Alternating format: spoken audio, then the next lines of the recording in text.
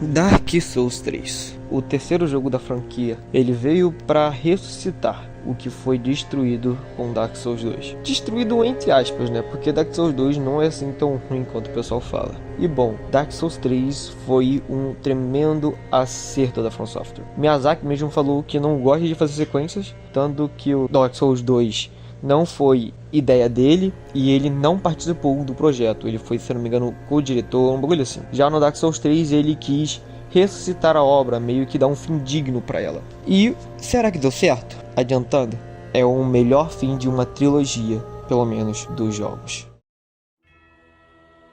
Dark Souls 3 ele fez tudo de certo, desde o seu mapa, bosses, combates, história, tudo foi perfeito, menos em um ponto. Um único ponto que faz o jogo ser quase perfeito, que é a falta do Power Stance, que foi o Power Stance, ele foi adicionado no Dark Souls 2 e foi uma das poucas melhorias que ele fez no jogo. E não veio pro Dark Souls 3, mas em contrapartida veio armas duplas que você usava com arte ou usava ela normal, mas não chega a ser tão legal quanto um Power Stance. E basicamente esse foi o único ponto negativo que eu consigo pensar nesse jogo. E vamos agora para os pontos negativos. Eu vou separar em 4 partes. A primeira vai ser história, a segunda vai ser o mapa, que vai enquadrar gráficos, level design, isso tudo. O terceiro vai ser combate e o quarto vai ser inimigos / bosses. Vamos lá. A história é basicamente parecida com os Dark Souls 1 e o Dark Souls 2, pelo menos o começo. Mas você não é mais o escolhido, né? Eu esqueci a palavra Chosen One. Agora você é o Ashen One, né? Você já foi o escolhido uma vez, só que você não conseguiu completar o seu objetivo, que era reacender as chamas. E basicamente você vai ter que reacender as chamas ou apagá-la, como todo o Dark Souls.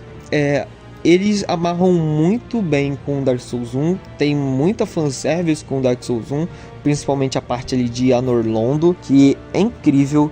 Temos o Aldrich comendo o Gwyndolin. Eu acho a história do Dark Souls 3 quase tão boa quanto a de Dark Souls 1. A de Dark Souls 1 é realmente incrível, é impecável. A de Dark Souls 3, ela teve um problema. Ela tinha que amarrar a história de Dark Souls 2. E isso foi um problema. A história de Dark Souls 2, ela é completamente, como eu posso dizer, desconectada com a história de Dark Souls 1.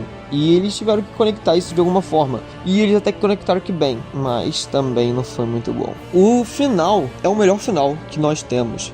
No final, a gente luta contra um Soul of Cinder, que é basicamente a encarnação da chama primordial. A gente não batalha com o antigo Ashen One ou Chosen One, que acendeu as chamas, como que é no Dark Souls 2 e no Dark Souls 1. Aqui a gente batalha com a própria chama. E isso faz toda a diferença, porque a chama, ela tem todos os poderes de todas as pessoas que já tentaram acendê-la. Então você luta contra samurai, você luta contra paladino, você luta contra guerreiro, você luta contra mago. E essa é uma sacada muito legal, que eu gostei muito. E na segunda fase, ele usa a alma de ninguém mais, ninguém menos, Gwyn, o primeiro Lorde e o ser mais forte que já pisou na terra de Dark Souls. E a boss fight incrível, dando um fim digno para a obra, onde o real fim vem na DLC, onde o Gael consome o sangue da Dark Souls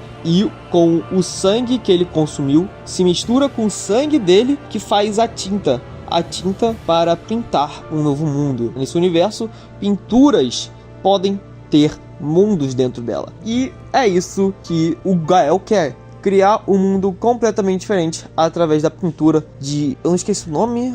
Esqueci o nome da garota, foda-se. E quando a gente tem que matar o Gael se sacrifica. Após matar o Gael, a gente coleta o sangue dele, dá como tinta, e a garotinha nos dá a opção de colocar o nosso nome ou não. Aí a gente sai meio que esquecido na história. Isso é bastante interessante, abre várias margens de interpretação, como por exemplo o Bloodborne pode ser essa pintura, Elden Ring e Sekiro. as teorias são infinitas. A verdade é que nunca saberemos. A não ser que Miyazaki, ele realmente queira que a gente saiba, botando algum item no jogo, alguma coisa assim, ou ele venha a público, que eu acho impossível.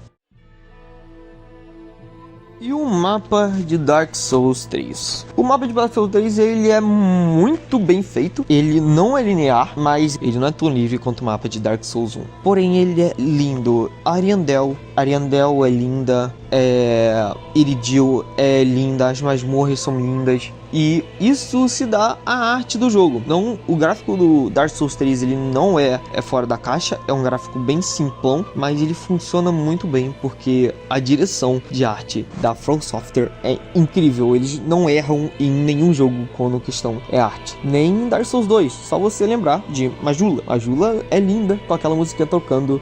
Meu Deus, muito lindo. Ah, um ponto que eu não toquei lá na história, mas na segunda fase do Soft Cinder começa a tocar ali, mistura a trilha sonora da boss fight do boss que estava antes com a trilha sonora da boss fight do Gwyn e dá uma nostalgia incrível pra fechar meio a história e muito bom, muito bom. Mas voltando aqui ao mapa, ele tem bastante mapas secundários, tem bastante áreas escondidas e isso é muito legal, cara. Eu gostei muito. A DLC, Ring City e Ariandel também são lindas e eu não sei o que falar. O jogo é simplesmente lindo, o mapa é muito bem feito, é recompensador você explorar, é perfeito. O mapa de Dark Souls 3, ele é perfeito. Realmente ele é muito bom, perfeito.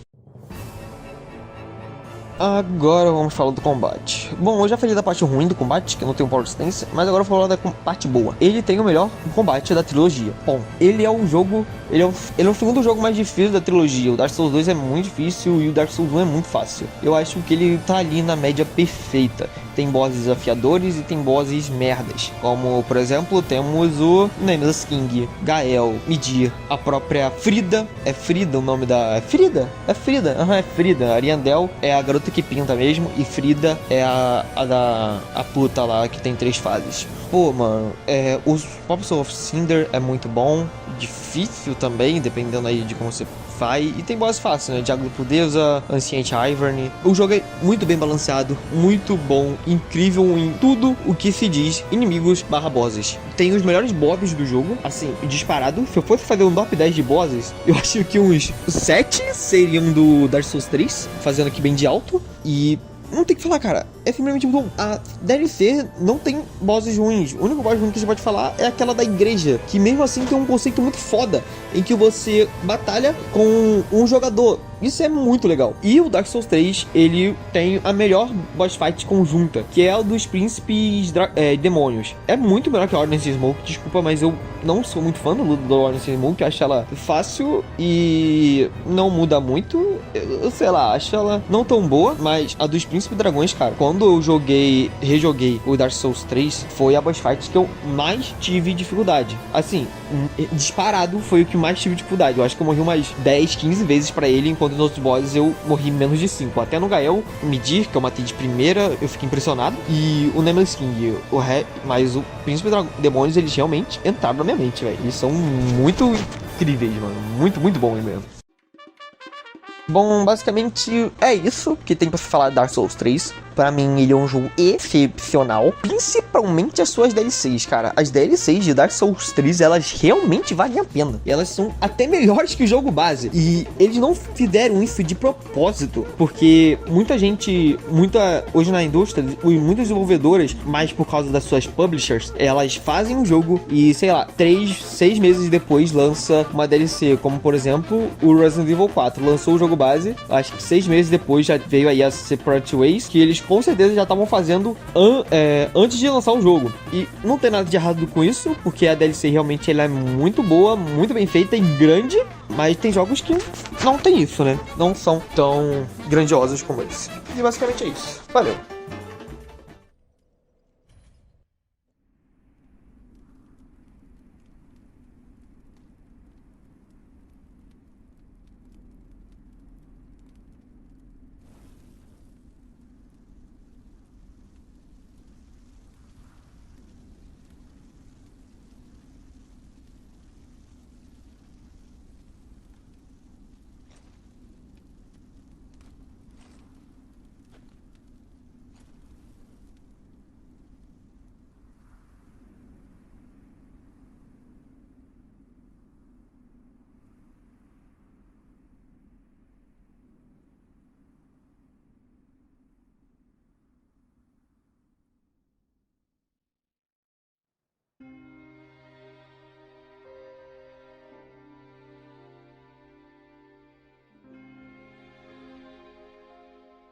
Galera, sem esse vídeo aí eu pareci meio desanimado. É porque eu tô com febre. Eu tô gravando essa porra agora porque foi quando deu tempo.